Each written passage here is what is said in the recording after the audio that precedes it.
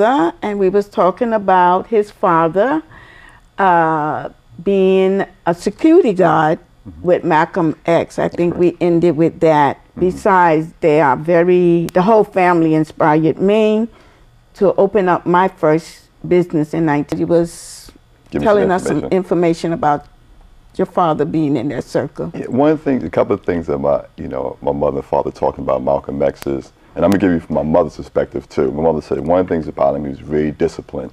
She said that, he used to always tell her, sister, you gotta be on time. So my mother would always be late.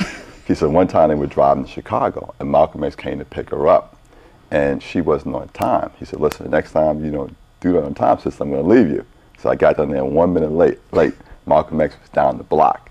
He said, I was never late again. Another issue about Malcolm X, she said, in terms of how he treated women, she said the whole time that when he first came out of jail, he never, because he had certain beliefs in the system, he never really was inappropriate to her or any of the other women within the system. As far as my father said, they had so many different things in terms of drug counseling for our community. And he saw a lot of his friends have to go through years of that.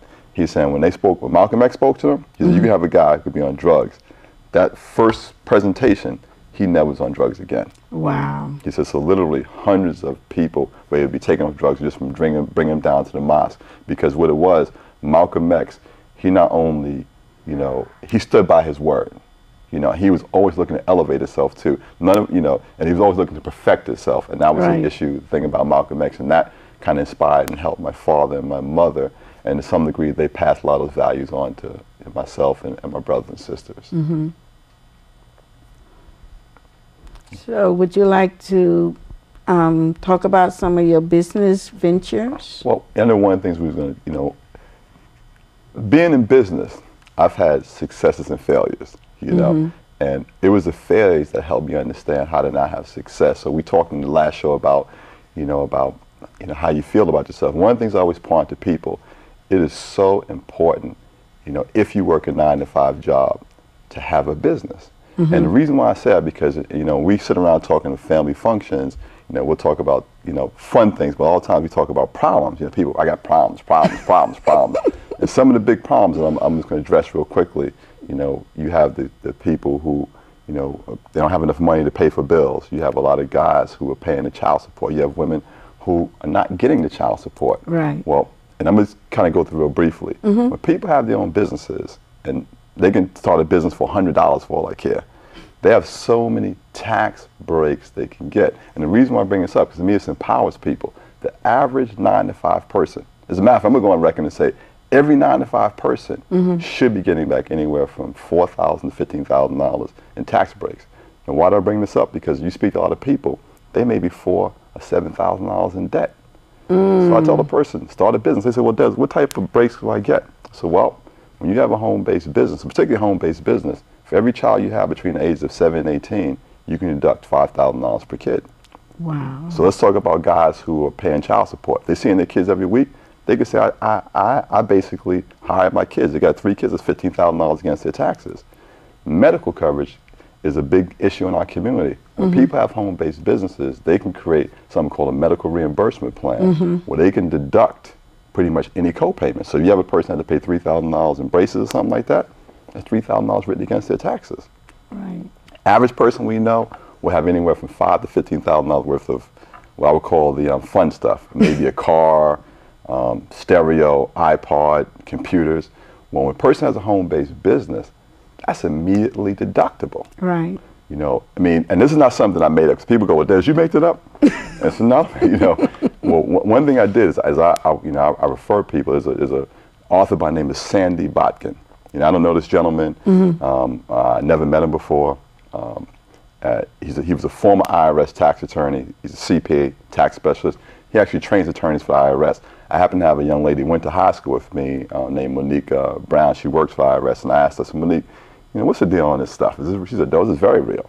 This is very real. She said, everybody, if they understood information, they would save thousands of dollars. So I do that because I tell people information not because about getting the business with me, but as I said, me being in business for myself, I do credit restoration. That's one of my businesses. I meet people and I say, Des, my credit's messed up. I can't buy a house. Well, I say, well, let's first of all deal with your finances. get into business.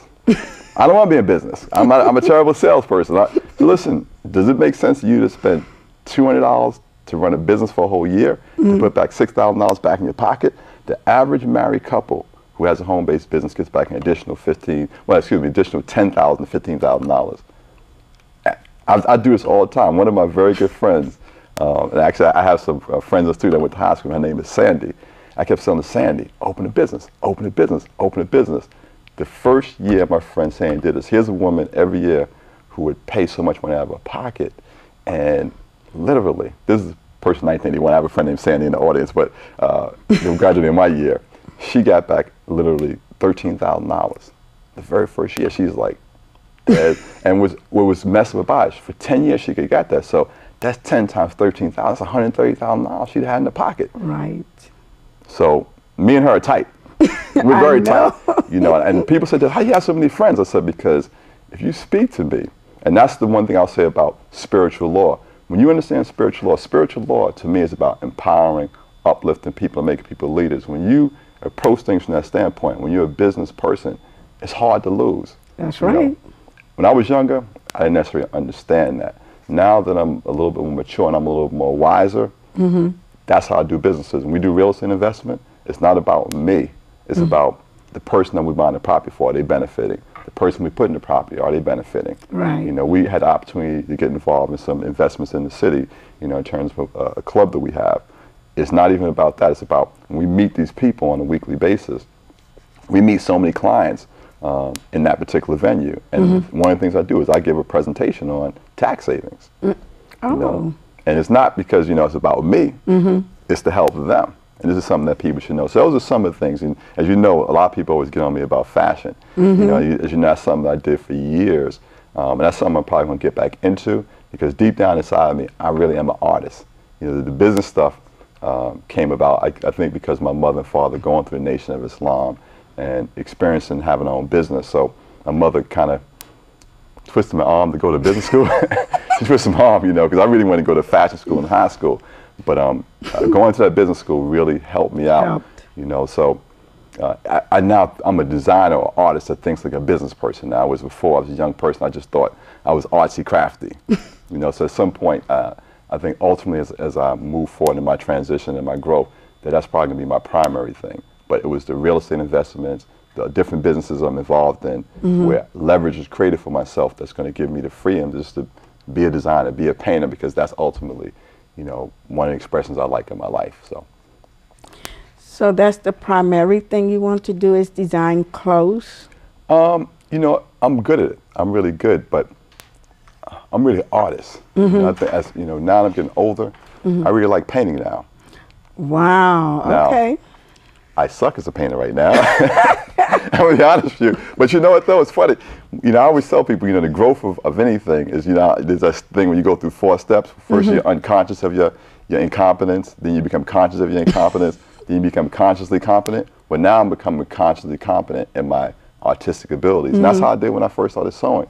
When I first started sewing, no, I wasn't that good. You know, I had the opportunity when I first got out of high school to sew for people like Patti LaBelle, Shirley Ralph, Barbara Bush, which was with a gentleman named Frank Capasto, the Show Dynasty. And all those things, I mean, was great. It was a lot of fun because I got the chance to meet a lot of exciting people. But it also was a testament to how far I became as a young person when I first started sewing. You know, now where, you know, people will bug me, you know, to sew for them. So ultimately, I just like the expression of art.